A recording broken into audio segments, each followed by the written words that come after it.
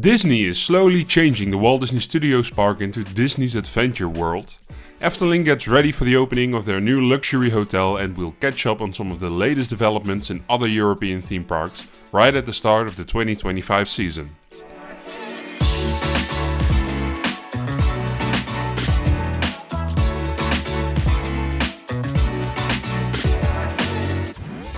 Welcome to the very first episode of my European theme park news series. I figured if I'm going to be following the theme park news myself, I might as well share an overview of what I found with others and create a place where we theme park fans can discuss what's happening in the world of European theme parks. Since this is the first video, I'll cover Europe's most popular theme parks and sort of give you a quick update on the latest developments and news stories from that park, so we're all caught up at the end of the video. I'll put timestamps in the description, so if you want you can just go straight to the part of the video that you're most interested in, or you can just watch the whole video and make sure you don't miss out on anything, because, let's be real here, you've got nothing better to do. So, grab yourself a drink, a snack, and let's start with Europe's most visited theme park, Disneyland Paris. So, as most of you know, Disneyland Park, the Magic Kingdom style park in Paris, hasn't had a major expansion since Space Mountain was added in 1995. And today, after almost 30 years of the park's last expansion, there's still nothing announced for this park. I'm sorry to break it to you, but at this point people have even stopped speculating about new developments because they've been in a state of disappointment for about 29 years now. Of course, there is some other news to tell about Disneyland Paris. Some major renovations are currently going on inside the park. Big Thunder Mountain has been closed since January and will reopen in the early summer of this year. They're updating some of the decorative elements on the ride itself and also in the queue line.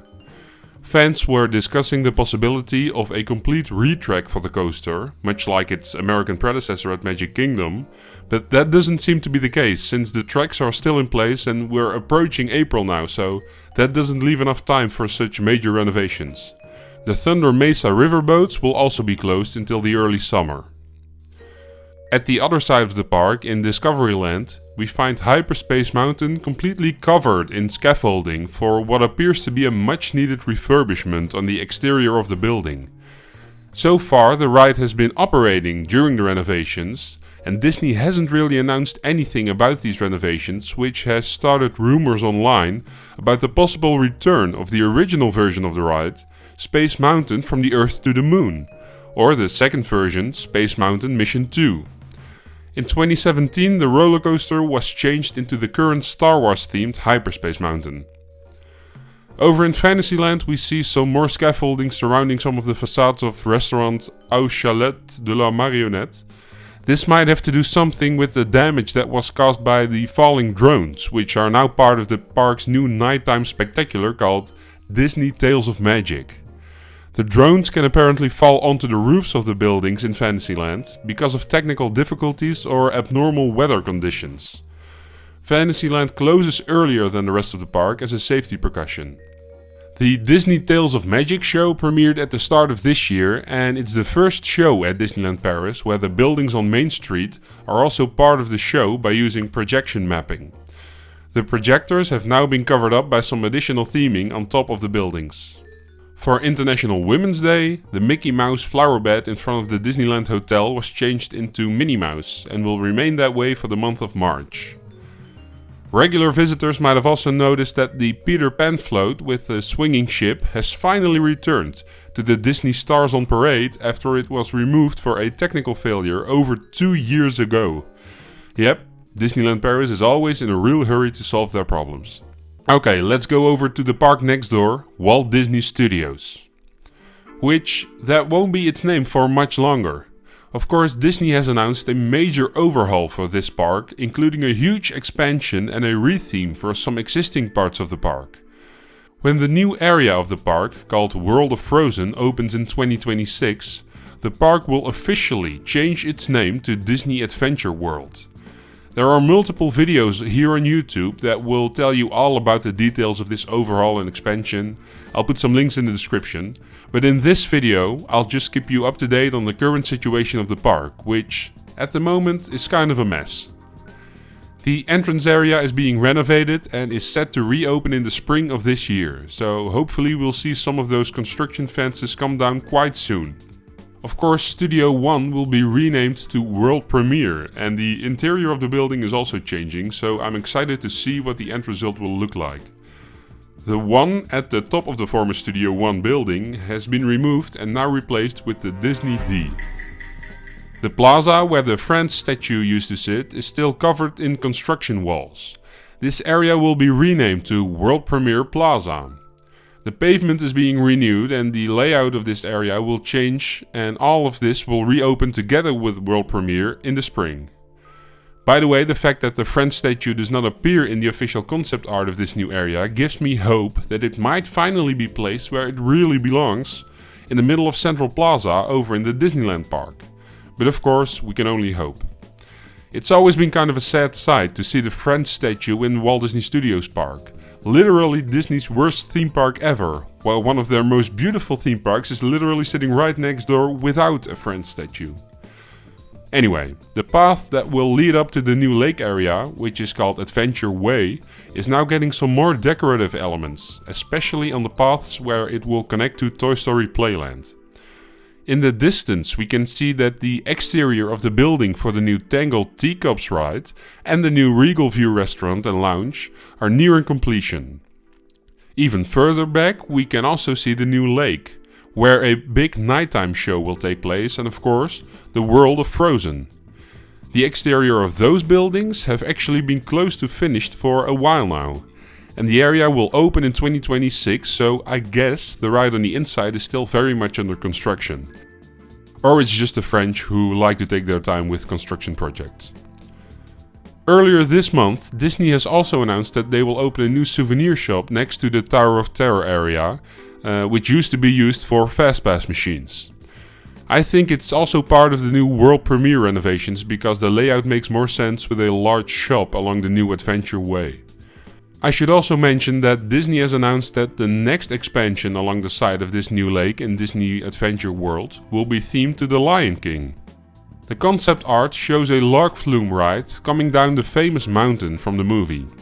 I'm excited to see how much of this will actually come true and how much of what they're announcing will be scrapped due to budget cuts, leaving their fans disappointed once again because they've announced their plans way too early for there to be any certainty. I guess we'll just have to wait and see. In other news related to the resort side of Disneyland Paris, the Disneyland Hotel, which was completely renovated last year, has now opened a new restaurant called La Foret's Secret. Michelin star chef Jean Imbert is the mastermind behind the luxury cuisine. And over in Disney Village, some new shops have opened.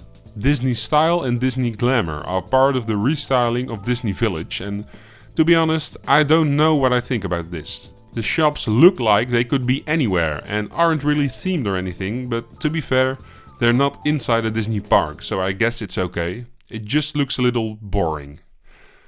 Let's head over to Germany for my current favorite theme park destination resort, Europa-Park. While things can move frustratingly slow in Disneyland Paris, things always move incredibly fast at Europa-Park. This year, their campsite will open a new restaurant, which is part of a multi-year plan to transform the campsite into a western village called Silver Lake City. The dinner station buffet restaurant will open this summer, and it's themed to look like an old western railway station. A new guest house with over 100 rooms is also under construction and will open next year in 2026. The capacity of Europa-Park resort hotels is really impressive at this point. They own 6 themed hotels and the current campground. Each have their own bars, restaurants and pools, and it feels like they never stop expanding. Much like how they never stop expanding their water park, Rulantica, which opened in 2019 and has seen some large expansions every year since. This year they will open a new outdoor pool called Zwommenpool.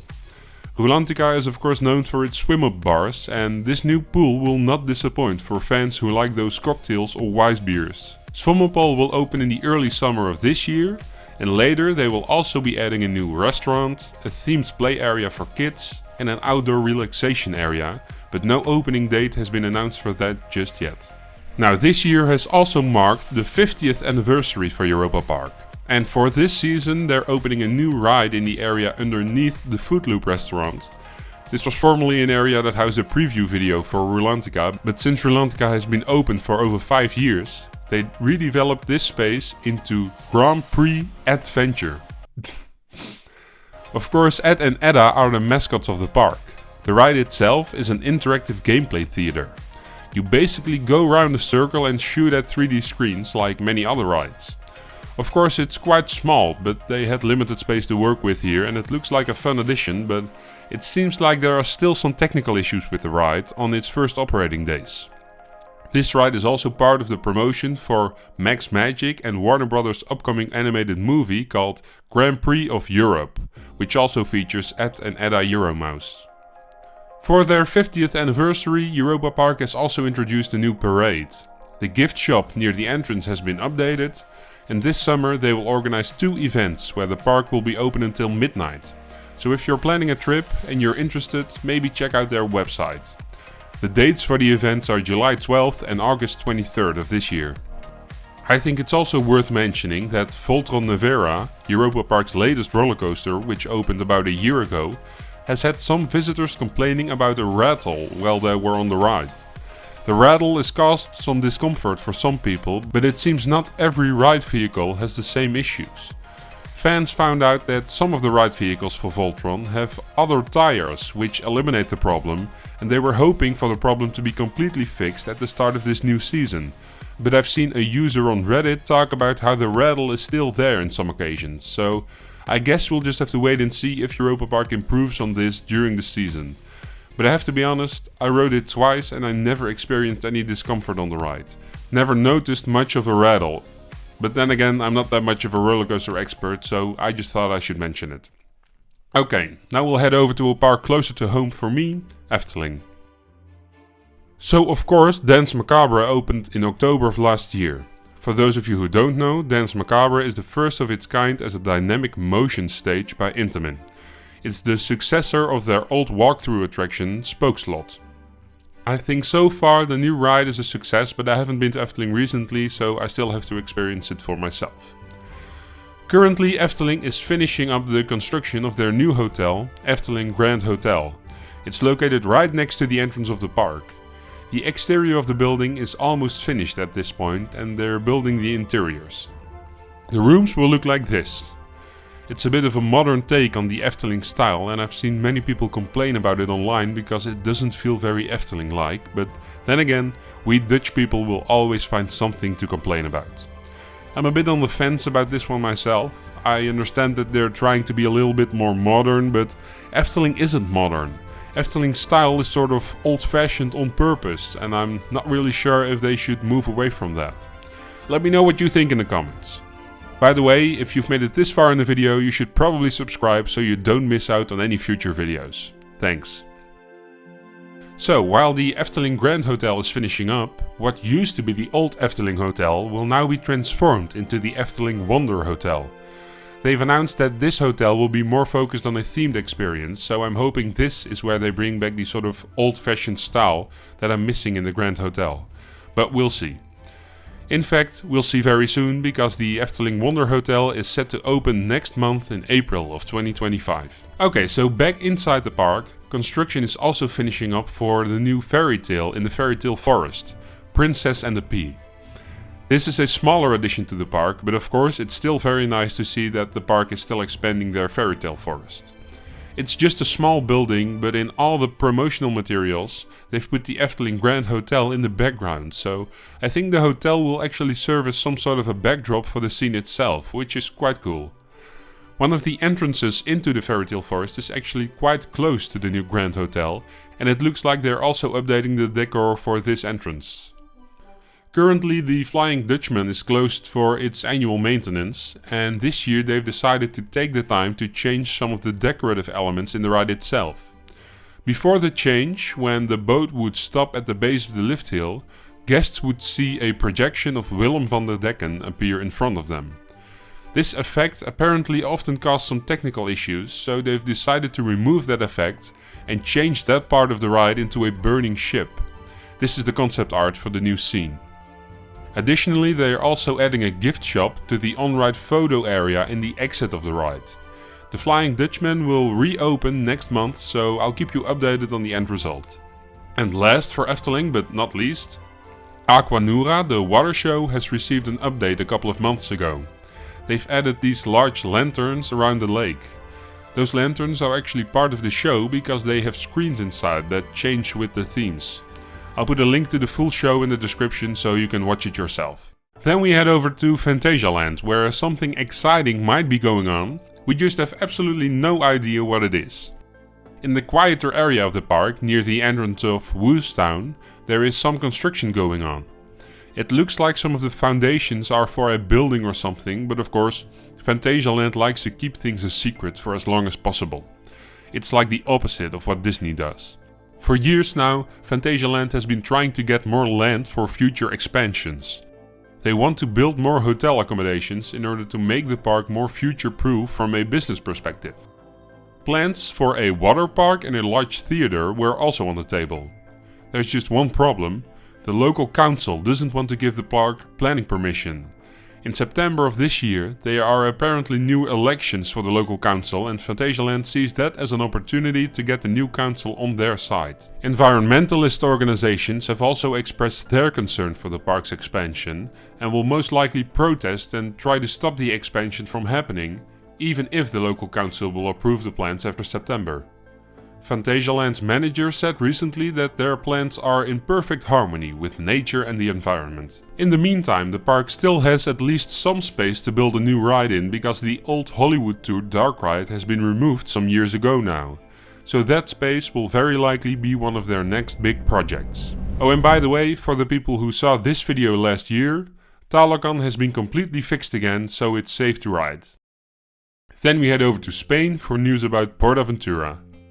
2025 marks the 30th anniversary of the PortAventura resort, and for this year they've announced a new parade, a new theater show and a new nighttime show with drones.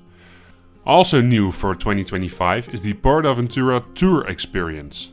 Apparently the park is aware of the fact that because of its horrible operations, it seems impossible for guests to ride all the rides in the park, which is why they sell fast passes, but now they've added a VIP experience.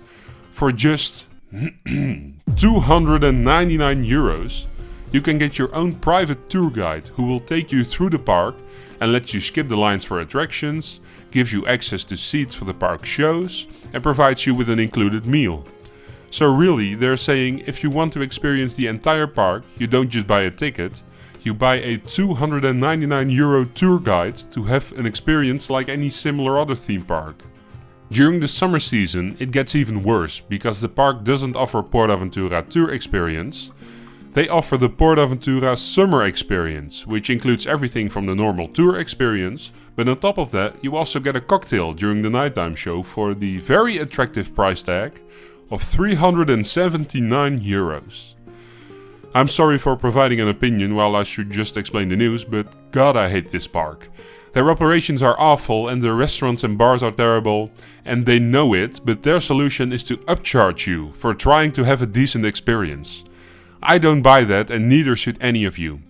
Just go to Europa-Park, Disney, Efteling or basically any other theme park in Europe is my advice. And it's quite sad, because if PortAventura really tried, they could actually become a fantastic park. The foundations are there. Anyway, that's not all the news for PortAventura, there is also some good news. They're repainting Dragon Con so it looks nice and fresh for the 2025 season. And recently, Red Force was officially the tallest and fastest coaster in the world. Since King Dakar was demolished, I believe there are actually some other coasters that are faster and taller than Red Force, but they are not all currently operational. I'm not really sure if Formula Rossa is running again, but all of that doesn't really matter anyway, because Falcon's Flight in Six Flags Qiddiya is set to open at the end of this year, and that will break all of the current records. So, if you want to ride the world's tallest coaster, you can do it for a couple of months now at Ferrariland. Okay, now let's go over some of the smaller theme parks in Europe, and let's cover their news a bit more quickly. And by smaller parks I don't mean smaller in size or less good, I just mean smaller in visitor numbers or popularity. I think one of the major stories currently is the situation with Merlin Entertainments. Merlin operates most of the major theme parks in the UK, all of the Legoland parks and some smaller amusement attractions like Madame Tussauds and Sea Life. The company is facing a decrease in guest spending, causing major financial issues. This has led to Merlin closing down some of the smaller attractions and firing hundreds of employees. They might want to close or sell some of their Sea Life locations as well. Many of the entertainment offerings in the Merlin theme parks are also being scrapped in order to keep operating costs to a minimum. On top of all of that, Merlin used to have their own sort of Imagineering department called Merlin Magic Making, which has now also been scrapped. This means that any further developments of the theme parks will be designed by external companies. This does not really sit well with the fans. Earlier this year, Merlin announced its new CEO, Fiona Eastwood. Hopefully she will be able to turn Merlin Entertainments into a more profitable company. Now that I'm talking about Merlin, I might as well talk about some of the parks themselves. Let's start with Alton Towers. They recently opened their new top spin called Toxicator. It officially opened at the start of their 2025 season. The first operating day at Alton Towers wasn't exactly smooth sailing though, because apparently a sewage pipe burst somewhere near Toxicator and the ride needed to be evacuated. Other rides in the park were also dealing with technical difficulties during the opening day, which has left some visitors a bit underwhelmed with the park. Now over in Italy, the Merlin operated Gardaland opened a new drop tower last year. And this year they will transform their old pirate dark ride into a new dark ride called Animal Treasure Island. It's a new IP created by Merlin Entertainments and it's meant to serve as a new brand for the company to use throughout their theme parks. In other Gardaland news, their Kung Fu Panda themed area will be changed this year because of the licensing ending. They can no longer use the movie as a theme for the land, so after 9 years this area of the park will be called Dragon Empire and its theme will change into a more generic Chinese theme. Then back to the UK for some news about Thorpe Park. Last year they opened their massive new coaster Hyperia, which even though they've had some issues with it in the beginning, I believe it's running smoothly now. This year they've also finally removed an old flat ride called Slammer, which hadn't been operational for the last 8 years. And it looks like the roller coaster Colossus has been completely repainted. Now let's move away from Merlin Entertainments and quickly go over some of the other news in European theme parks. Liseberg in Sweden is rebuilding its water park Oceana, which is set to open in 2026. Of course, last year the water park burned down completely right before it was set to open and one man tragically lost his life in the fire. This year, Liseberg will also open another new ride in the existing theme park. It's a modern take on the classic breakdance flat ride and will be named Kraftverket. I hope I said that right. At Walibi Holland, 2 new single rail roller coasters have been constructed. They are collectively named Joy. The green track is the more intense of the two with multiple inversions and the blue one is more of a family coaster. They will open on April 5th of this year. Over in Walibi's Belgian theme park, they're also getting ready to open a new roller coaster. This time it's a family Gerstlauer coaster with 3 launches. It will be called Megalodon and it's part of a new harbour themed area called Dock World. Parc Asterix in France is building a new Gerstlauer spinning roller coaster called Set Automatics. Another coaster in the park, Gaudurix, has received new trains which will hopefully make the ride a bit more smooth. They will also open a new Egyptian restaurant this year. And they've decided that the name Parc Asterix is too difficult for Dutch and Belgian visitors, so only for those 2 countries they've renamed the park into Asterix Park. Yeah, I don't know what the benefit of that would be. Over in Poland, we've seen some new concept art for a new camping at Energylandia. The camping is set in an American style and will be named Route 44. No opening date for the camping has been announced just yet. A new theme park, also in Poland, is currently under construction and is actually looking quite good. Hossoland is supposed to open at the end of May of this year. Pictures show that the park and its rides are still very much under construction, so I'm afraid they won't make that deadline, but of course, we'll see. And then once again, back in the UK, Blackpool Pleasure Beach has announced that they will open an Intamin Gyro swing next year in 2026. I hope the recent investments in this park will make a difference because they've also announced an operating loss for the last 2 years in a row now.